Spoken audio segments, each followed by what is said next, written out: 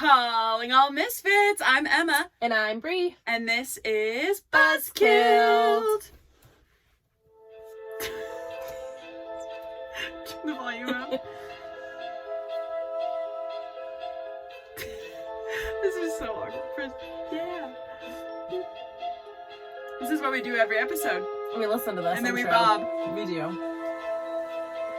It's fine. We're getting better. We are getting better, slowly but surely. Okay. Welcome to our first YouTube video Thank you podcast episode. for tuning in. Thank you. Welcome to our first YouTube Let's do it again. Welcome to our I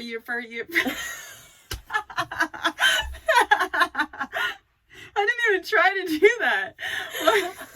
Welcome to our first YouTube episode. Welcome. We're really excited to have you. Yes. Obviously. Yes. Don't mind my closet and the weird. We're in the closet together. We are. We're No not shame. coming out. We're not coming out. Or we're coming out together. So We're coming out together. We're in there together. Okay. It's a good time. But anyway, yeah, Thank you. This is our first YouTube episode. Yeah, thanks for tuning in. It really does mean a lot to us. We're really excited to start like a YouTube platform. Mm-hmm.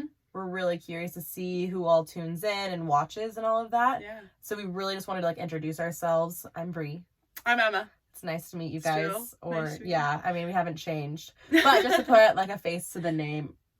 Yeah. Face to the name and voice. And the voice. Yeah. We were just talking about this in our last episode, that we both really like to see who each podcaster is. Mm-hmm. So on other podcasts that we listen to, we always look up that person, whether it's Instagram or whatever. Right. It'll also be cool to see how we interact with each other because we like to have a good time. We do. We always have a good time in the closet. So yeah, this is just going to be a pretty much normal episode that would be released on whatever listening platform you listen on. But we on just Sundays. On Sundays. It will be released on a Sunday. We are going to do YouTube video episodes at least twice a month. For sure. We may be doing more. I mean, I don't know if this is going to be your preference. It kind of depends on our feedback. The feedback. Right. Yeah. So if people want to see more of us, cool. If you don't, that's fine. If you just want to we'll listen stop. to us, it's fine. We will stop. Yeah. You don't have to see any more of us. So yeah, with that being said, I guess as a general episode, we would cover our business topics. We're working on Patreon, TikTok is coming. So if you like more of our face, if you want to see more of us, I guess, we are going to do the TikTok in terms of, tips, how to keep yourself safe by yourself, tips for girls and boys and all of the fun things. So we will be there, Buzzkilled Podcast, I believe. Yep. Once that's all set in stone, we'll get more information out to you. On our social media and our web pages and stuff like that. We'll try and release all of that so you guys can stay updated as well. And then we'll try and post on TikTok probably quite a bit just because I think that we have a lot of ideas. It'll be another cool platform to like get our name out there. Yeah. So yeah, we're excited for all of the things. We're working on our website. It is a work in progress. We're a work in progress. Yeah, we're not web designers by any means, and so it's very difficult. Like it's complicated. It is genuinely complicated. I didn't think that creating a website from like the ground up would be so complicated, but it really is. So bear with us. We have our first episode up there, but obviously the rest of the episodes you can find on Twitter, Facebook, and Instagram, and on Pandora, Spotify, all of those things as well. Yeah, and you can find our contact information. You can contact us on any of those platforms. We do have our email still, so we'll get into the handles and things like that at the end of the episode. But we just wanted to open with that. Yep. And then also bear with us during this because I'm going to be reading from my laptop that's angled over here. So we want to do like our own separate intro for this, but we're also going to be recording our podcast at the exact same time. If that doesn't work out, then maybe we'll try and do this like be a different episode and our podcast be something different or something like that. We're really just we're going to see how that all goes. I'll try my best. Thanks for bearing with us and being super nice and patient. And a part of it. Yeah. So for everyone listening to the cast, hello. And for everybody watching on YouTube, hello. Cool. Okay, Bri's gonna host today. Yes. Yay! Okay, go. Okay, so I'm actually pretty excited about this case, not because of what happened, but because new information was recently released.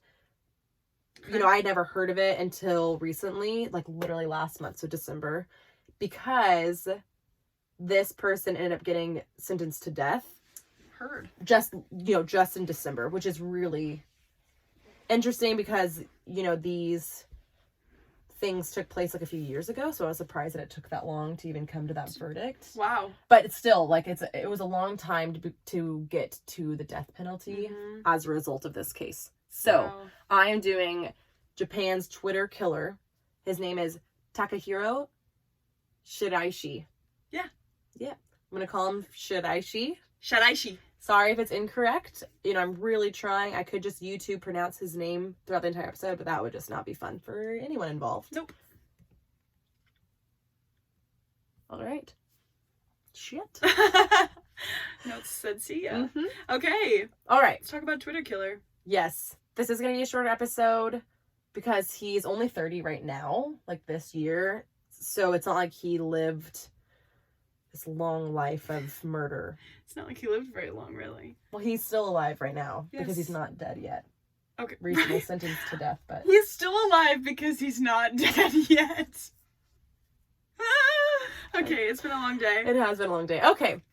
He lived a pretty normal life, and there isn't much information actually about his victims because they really wanted to keep all of that private. So it's just going to be a pretty short case. A baby buzz, if you will. Yeah, sure, baby buzz. I like that, actually.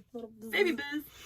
A little buzz. It does talk about suicide, and I think Emma and I both have a lot of information and thoughts and feelings on that, which we can discuss, you know, at the end of the episode if we're both up for it. Yeah, I'm down. Yeah, just our opinions or what we've experienced or anything like that.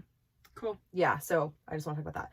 So Chirashi was born October 27th, 1990, and grew up in Zama City in Kanagawa Prefecture, Japan. Only about a 50-minute car ride to Tokyo. Okay. So, you know, fairly close to a large city. Wow. Yeah. He had a normal childhood, and he was a very inconspicuous boy in school. You know, he grew up living with both his parents and his younger sister.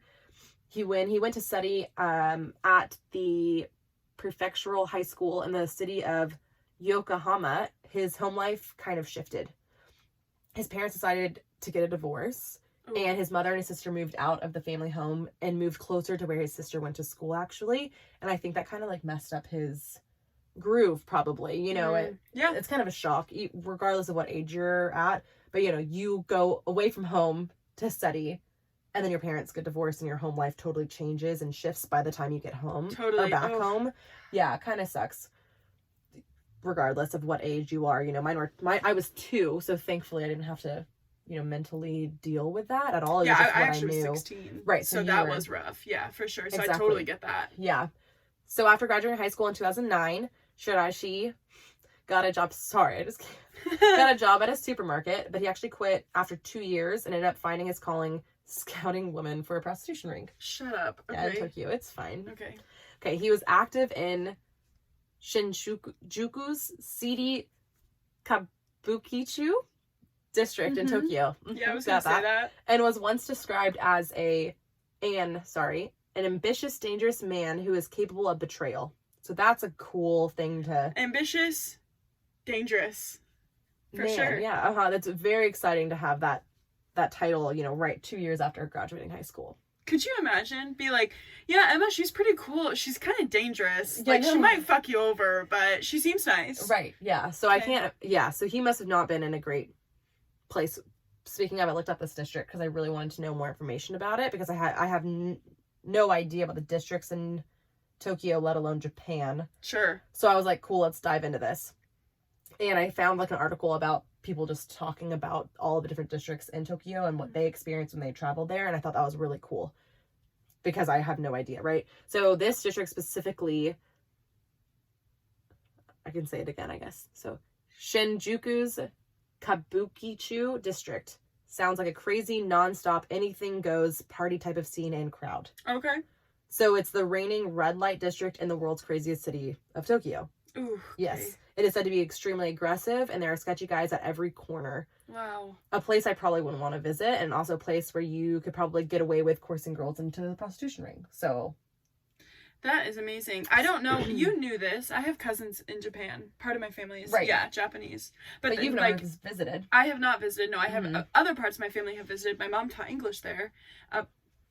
On top of that, my aunts and my uncle who lives there. Anyway, I've never heard of this place. Yeah. Crazy. So I'm assuming it's a place where you wouldn't go if you were being a tourist, unless you didn't realize that you were wandering into this, because there were brothels and all of those things, and that's exactly what Shirashi would do. He would lure women into brothels to then work in the sex industry illegally. Okay. Right. So Shirashi did date someone in this time period, and they ended up breaking up the summer of 2016. But I wanted to mention this because during this time, the woman said that he was usually more gentle than ordinary people, which I think is interesting for what he did later on.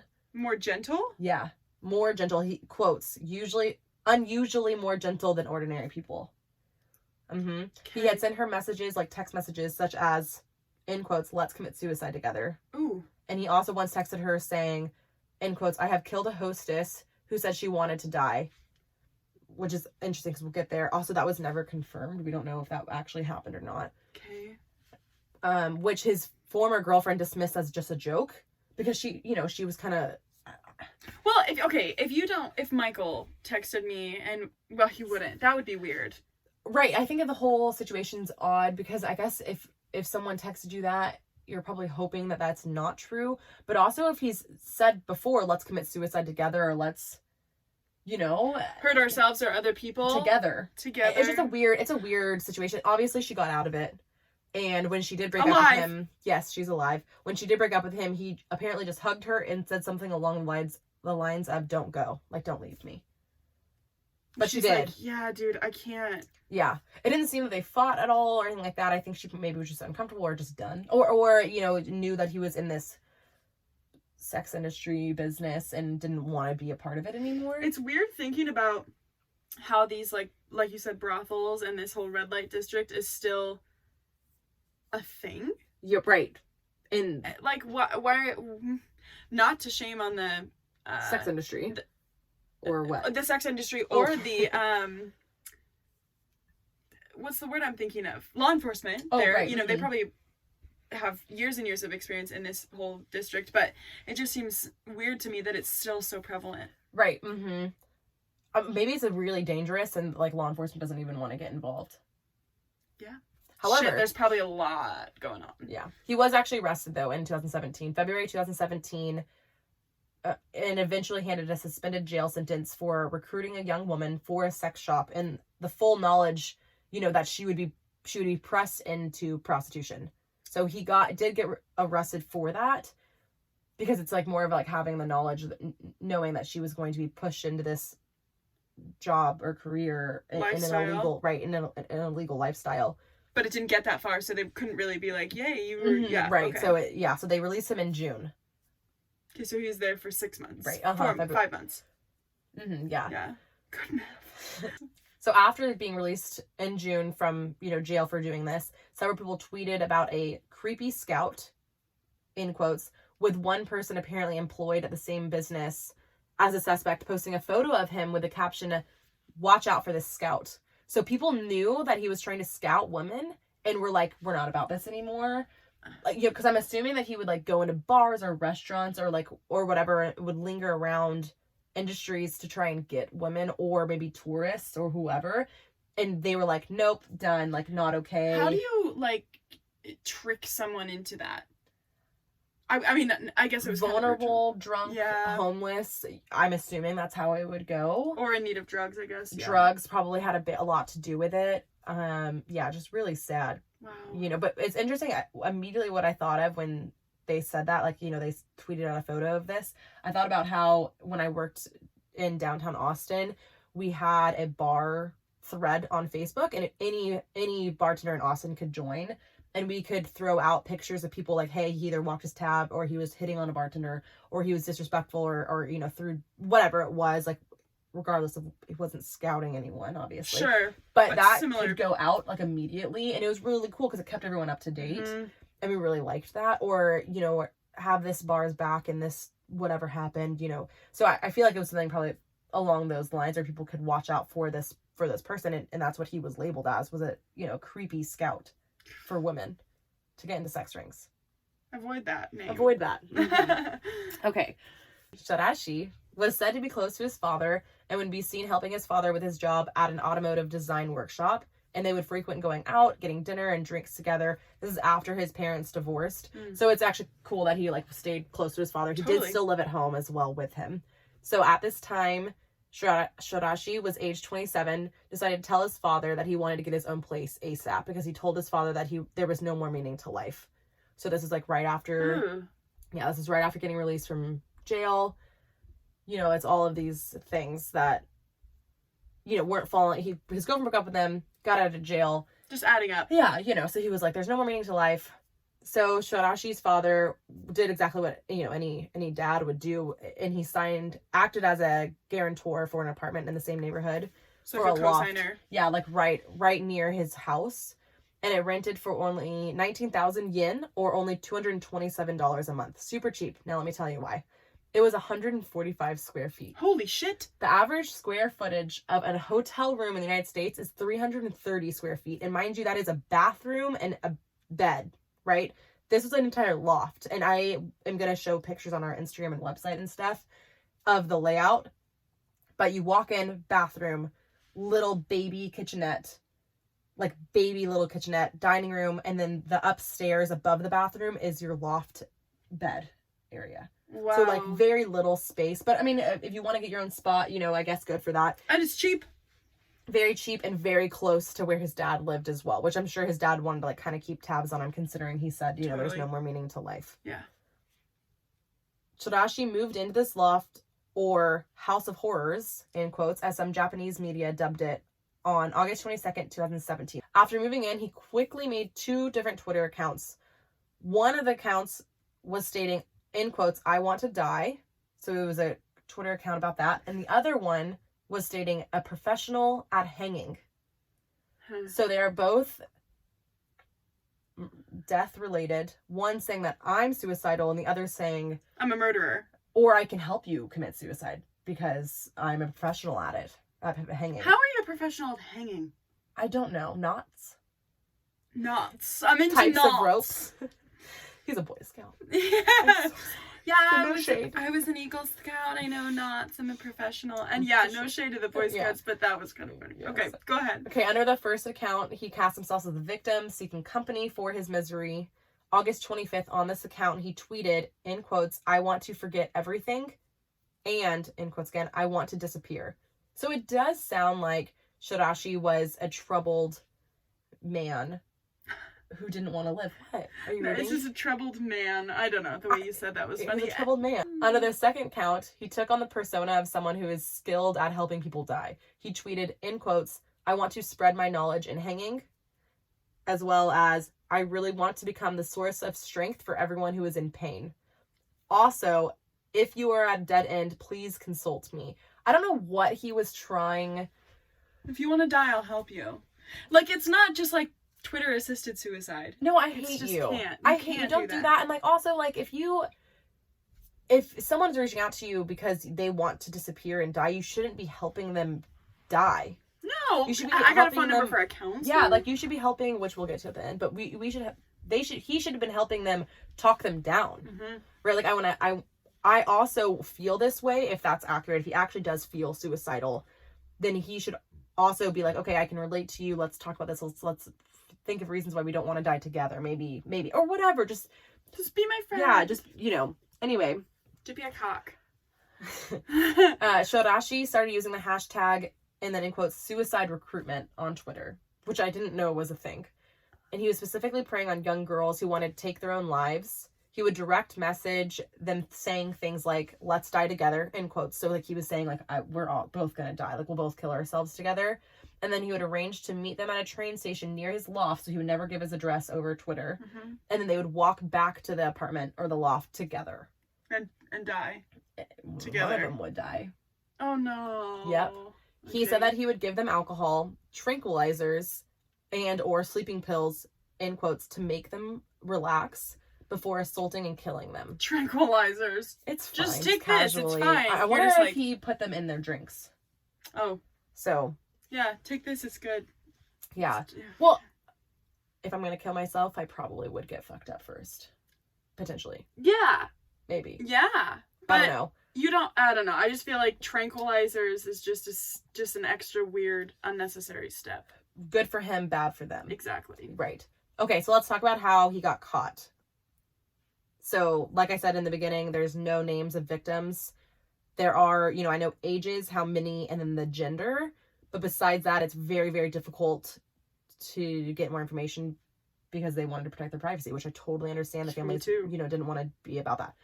But let's talk about this. The last victim, his 9th victim, was a 23-year-old woman from the a 23-year-old woman from the Tokyo suburb of Hajichoi.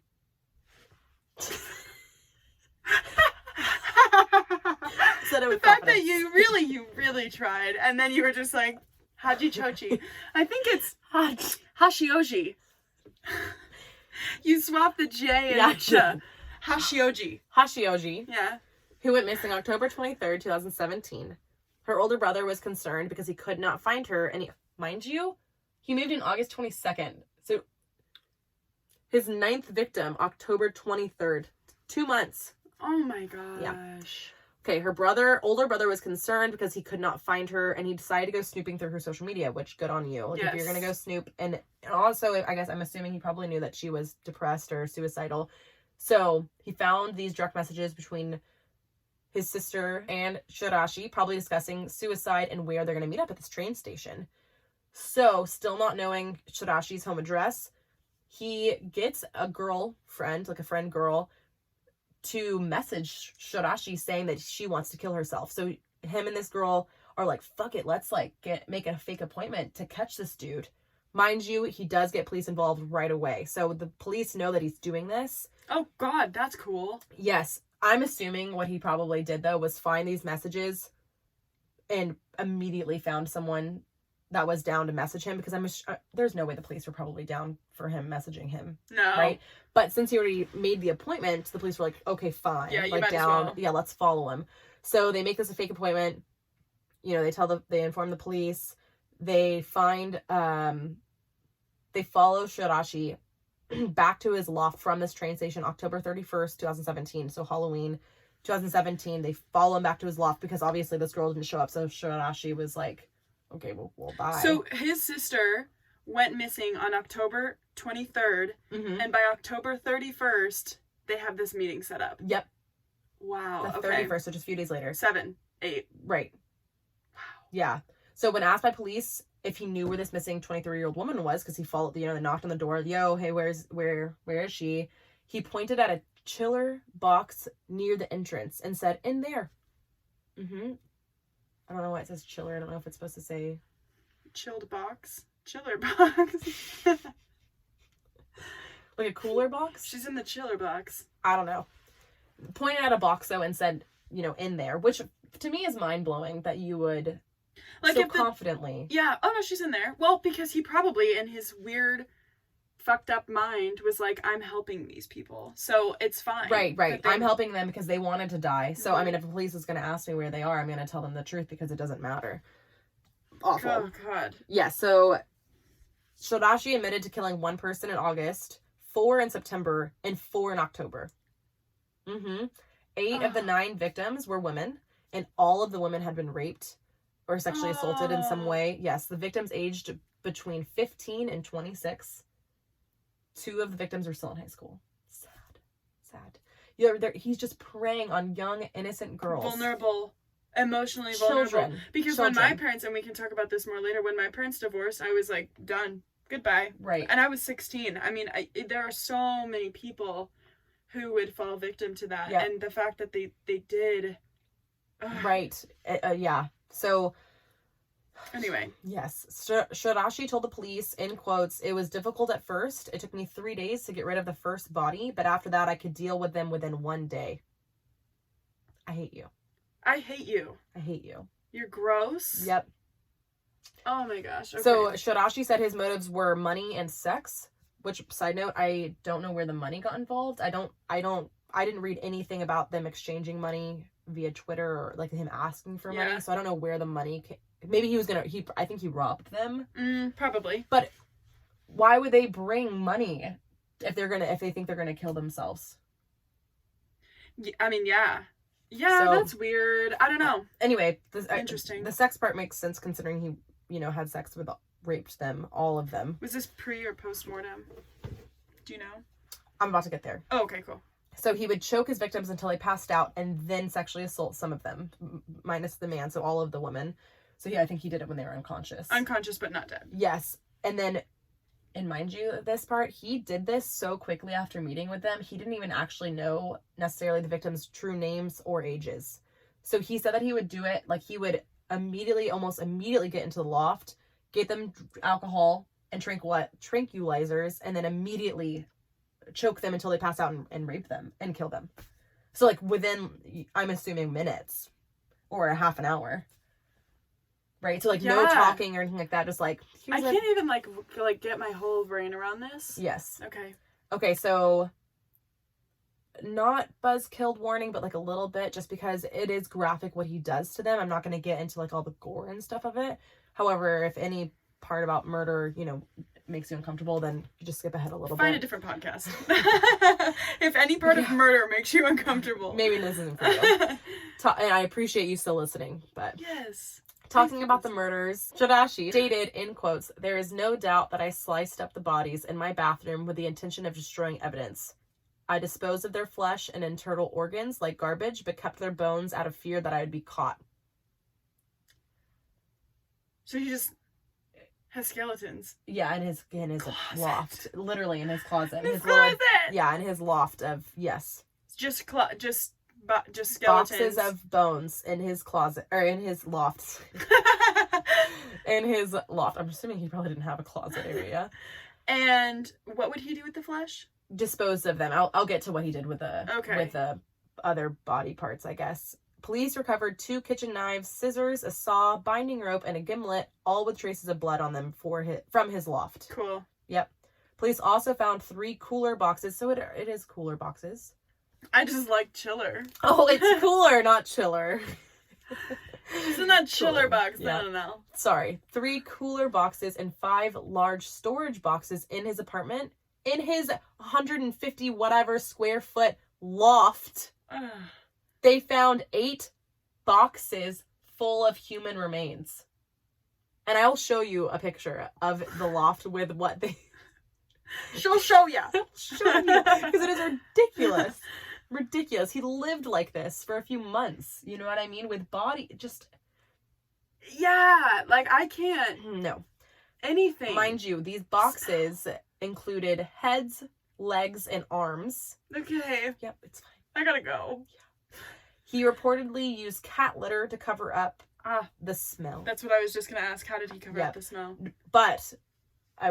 So they interviewed neighbors, obviously, around him. And they were like, yo, what's he cooking up there?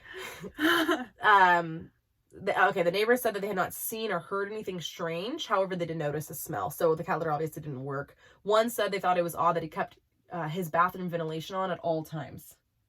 Huh. It's because he would just roll in the fan. Yeah, constantly. Because that's where he would kill them. And I'm assuming it smelled awful in there. So he constantly had that on. Another stated that in hindsight, they did realize that Tadashi frequented the apartment complex's trash chute a lot. True shot. But obviously, maybe they just saw him and they were just like, oh, hey, neighbor, like being nice. But after, realizing that he was charged with all of this, they're like, oh, shit, like he did go to the trash chute a lot. That's why he was hanging out by the true shot. The true shot all the time. But, I probably wouldn't necessarily realize how much my neighbors had trash. Did that make sense? No. Yes, it made sense. But no, I don't. I'm not just like, dang, he's been out to the trash a few extra times. Right. I wouldn't think about it. And the smell, I think in a lot of cases, because it's like, I smelled something weird, but I didn't know what it was. Right. You're never going to think, oh, my neighbor's got bodies. 8 boxes of bodies. And here's the thing. If I did smell something, I would assume that I would hear something. Yeah, and then you're like, you never want to accuse your neighbor. Right. So if there's not a lot of evidence, and if you're just getting like just a little bit of sound or just a little bit of smell, like the bathroom ventilation fan is not a reason to call the cops on someone, right? Unfortunately, in this case, it was. But in life, usually it's not. Sometimes it is. And it's also obviously better to be safe than sorry. Yeah. But it just reminds me of that video that don't be suspicious, don't be suspicious. And that's like what it reminds me of, because it's like that's hilarious. Yeah, no, he was really trying not to be suspicious. Anyway. Yeah. Okay. I can't. Defense lawyers had called for Shirashi to be spared the death penalty, arguing that he should instead be found guilty of the lesser charge of homicide with consent, citing messages from the victims. They, the defense lawyers said amounted to approval that their lives would be ended. So, the victims were saying, I want to die, let's die together, whatever. I'm assuming, they probably weren't like butcher my body and rape me, but... Yeah, and unfortunately, I get that. I get where they're coming from, because it's like, well, if these girls asked for it, and they are defense lawyers, so they're not going to be on the side of the prosecution. Obviously. But yeah, no. So Shirashi later disputed his own defense team's version of events and said that he killed without their consent. So he kind of fucked himself. If he was going to go with what his defense lawyers were saying, he screwed himself by saying, I killed them without their consent anyway. So maybe he did feel a little bit guilty about these murders, but he still did it. Yeah. Not multiple of them, and not like he killed just one person and was like... yeah, sorry.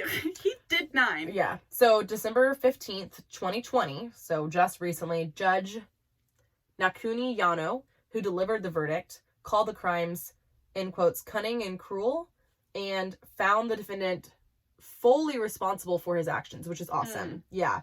And then in quotes again, none of the 9 victims consented to be killed, including by silent consent. It is extremely grave that the lives of 9 young people were taken away. The dignity of the victims were trampled upon. Oh, God, yeah. Yes. Okay, so this is interesting. The death penalty is carried out by hanging in Japan. Isn't that interesting? It's like they very still old do school. That? Yes.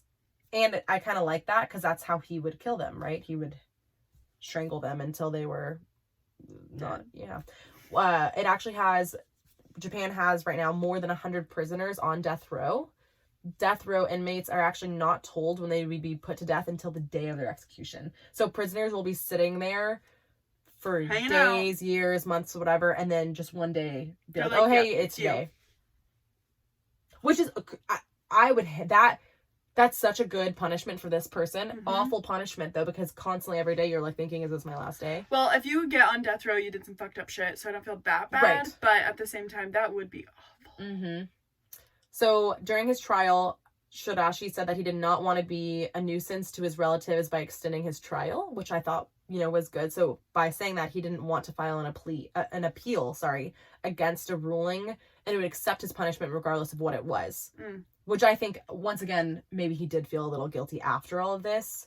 His lawyers actually filed an appeal, but Shirashi withdrew it, which, still good on him. He followed through with his word by saying he didn't want to be a nuisance. Which actually, okay, that's interesting that he said that he didn't want to be a nuisance on his family. You killed people! Yeah, you killed people. I don't... Yeah. If someone... You're a nuisance on everyone. If my brother killed someone, I'd be like, you're a nuisance. You don't really get away regardless, from that. Yeah. Even if you just have the one trial, you're a nuisance regardless. Yeah, Yeah, anyway, some positive things that came out of this, I guess, would be multiple websites where suicide is discussed. The government has talked about introducing new regulations against that, which is really good. Monitoring that, maybe like keywords, things like that, because you should never be able to talk like that to that extent. Right? Like, it's okay to like vent and do those things, like have an outlet, absolutely, but when it's starting to talk about someone having a Twitter account saying like, I want to help you kill yourself, that should be absolutely regulated, I think. I'm surprised that it wasn't like reported or taken earlier down. Right? Yeah, absolutely. And I actually have a screenshot of a picture of his Twitter account. Really? It's all in Japanese, so I have no idea how to read it, but I'll post it. Summing up, the judge said the case had, in quotes, provoked great anxiety in society because social networks are so commonly used, which is really interesting because we actually had a podcast before this podcast that we decided to X that. But we talked about social media. And it's so true. It is so true. So many people, very young to very old, huge age range, there is no person that's off social media unless they totally, truly desire to be off of it. Yeah. But, you know, it doesn't discriminate, right? So anyone can be on it. Anything can be said. Anything can be done. It is wild how much information is out there. It's crazy. And in the whole realm of what we're talking about, cyberbullying. Right. It's a huge avenue for cyberbullying. Right. And it just... There's so much depression just led from social media regardless. Like, you know, how much you use it. What suicide. You see. There's a ton of suicide. So the fact that this guy was preying on that is so shitty. To preying on young women that were going through it. They weren't, you know, it's like, shit, I was going through it when I was younger, and I'm glad I didn't die. Right. If I tweeted something or wrote anything on my social media and I had someone reach out, like, fuck you, bro, for doing that, for targeting those victims, because that's not fair. I wish that I had seen their tweets and had been like, hi, let's talk about this. I want you to live. Right, exactly. Ugh. Anyway, it says the murders also prompted a change by Twitter, which is cool, which amended its rules to state users should not promote or encourage suicide or self-harm, in quotes. Twitter's chief executive, Jack Dorsey, actually talked about the case, and he stated that it was extremely sad that this happened, which I totally agree with. And I think it was probably hard for him to know what to say, and also big of him to actually come out and talk about this case, you know, because he probably didn't expect Twitter to be this, you know. There was no way that he could have known that this would have led to this, you know, to murder, avenue, right, and suicide, yeah, for that matter. Whether, I mean, these people met up to kill themselves, right. So Japan has long battled one of the highest suicide rates in the entire world. Figures have dropped since preventative measures were introduced more than a decade ago, but there have been signs that rates have been rising again, especially during the coronavirus pandemic, unfortunately, because people are stuck inside and, you know, it's just been not... And sad with their thoughts. Yeah. I freaking get it. Yeah, well, I mean, have you read the hate it, we won't get on it. We won't get on it. We won't get on it, but you know. So I wanted to give out a few helplines. So Samaritans of Singapore, 1-800-221-4444. Singapore Association for Mental Health, 1-800-283-7019. Institute of Mental Health's Mental Health Helpline. Sorry, it's a mouthful. 6389-2222. Care Corner Counseling Center. This is Mandarin. 1-800-353-5800. Silver Ribbon. 6386-1928. Tinkle Friend. 1-800-274-4788. National Suicide Prevention Line, 1-800-273-8255. There's a lot of helplines out there. There was chats that I found too while looking up just like the national hotline. Yep. There's all of these different things that you can use. You know, get a counselor if you are doing that. There's stuff online, like websites that are counselors as well that will live chat you, all of those things. BetterHelp. They'll call you. I'm pretty sure they'll FaceTime you. Yep. There's so many different avenues to do that, you know, or to get help, to seek help. Don't go on Twitter. Go on Twitter or go on Twitter and vent if you need to do that, but don't seek help from strangers that could have bad motives or are saying, I'm going to kill myself as well. It will be worth your time, your life, all of that. Your life is worth it. Yes, absolutely. Because I see a counselor to this day. Like I was just texting her yesterday. Right. And I am, first of all, super grateful for her, but I know that it can be really difficult or embarrassing or whatever the case is, that you just don't want to face it head on, and that's okay. But talk about it. Tell someone. And the big quote, I have chills right now all over my body. The big quote that I've seen in a lot of different social media platforms, on TV, whatever, is just stay. Just stay. Oh, I like that. Just stay. And I guess going back to your original thing, lack of a better term, about us talking about it, I am not shameful of it at all, because I don't, and I'll be completely, I struggle with chronic depression, so that it won't go away. It'll always come, but the thing is that it's okay. It's okay to have those struggles. It's okay to have thoughts like that. What's not okay is to keep them in and to make yourself believe that you are not worth seeing another day, because I promise you, and there are many, many, many people that can promise you that you are. Anybody. Except this guy. But I know you wanted to say some other stuff, but that is one thing that I'm like, no, stay. Yeah, stay. absolutely. Talk, just tell someone. Yeah, even something. if you don't have a good support group, you know, reach out to a therapist or call or anything like that. A teacher. Or teacher, yeah, anyone, even if it's not a parent or anyone will listen, you know what I mean? Lots of people are out there. And there are so many outreach. Yeah. Email us. We're great listeners. Yes, we are. And we won't tell anyone. That's the other benefit. If you need, you know, like you were saying, like having a therapist is good because they're not going to tell anyone, and you don't have to tell anyone that you're going to therapy. Nope. Yeah. I'm proud that I go to therapy, but you don't have to be. Right. You don't have to be at this moment or ever. Mm-hmm. If you just get to that point where you're like, I need some help, and you give a few phone calls and you find someone that works for you, even if you just sit there and you talk about your day, that is enough. Right. Because I tell you what, there are sometimes I see Kristen and I sit down and I'm like, I don't want to be here right now. And I'm going to tell you that. I do not want to be here. Mm-hmm. And then by the end I leave and I'm like, I'm glad. Right. I went and talked about it, or whatever the case is, but do it for you. Do it for the people that love you. Mm-hmm. I promise there's someone out there that does. We do. We love you. We do, and we want you here. All 35 of you. So for more information on suicide stats by region and country, visit the World Health Statistic Data Visualization. Thank you. Mm-hmm. Dashboard. Nearly 800,000 people die by suicide in the world each year, which is roughly one death every 40 seconds, which I did not know that. So that's extremely depressing. Oh, it's so heartbreaking. That's very sad. Suicide is the second leading cause of death in the world for those aged 15 to 24. Second, which leads you into the social media thing, because we're most prone to it. Yep. Depression is a leading cause of disability worldwide. For every suicide, there are many more people who attempt suicide every year. A prior suicide attempt is the single most important risk factor for suicide in the general population. Mm-hmm. Suicide, 79% of global suicides occur in low and middle income countries. And then ingestion of pesticide, hanging, and firearms are among the most common methods of suicide globally.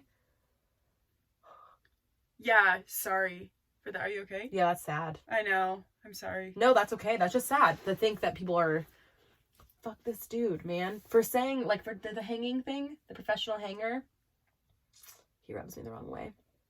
I hope that his death sentence comes sooner rather than later. And I hope that at some level it is justice for those families, mm-hmm. because I cannot even remotely imagine what they are going through. Or like they hopefully already knew what their child was going through, right? And then for someone to prey on that and then murder and defile them is awful. Just take every bit of a lot of their innocence away, mm-hmm. and their dignity. Yeah.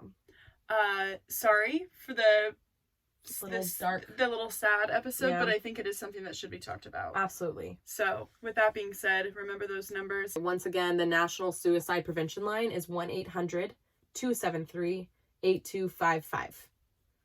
Just stay. And on that note, stay for next week's episode too. Thank you. Yeah. For tuning in, and thanks, Bri. Thank you. This is our first Buzzkilled YouTube episode. Yeah, so tune into that. Buzzkilled Podcast on YouTube. Yep. And then hit us up on email.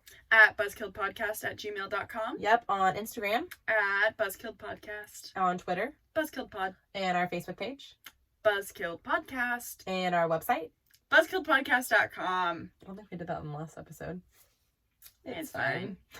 They'll look it up. And then we're going to make a TikTok and we'll release that on our social media because it might be out before this episode is released. Maybe it will, maybe it won't. Who knows? Just tune in. Maybe not, because we delay fish. We delay fish. We're delay fish. Delay fish! Like from Finding Nemo? Goodbye. Goodbye, you guys. Have a good night.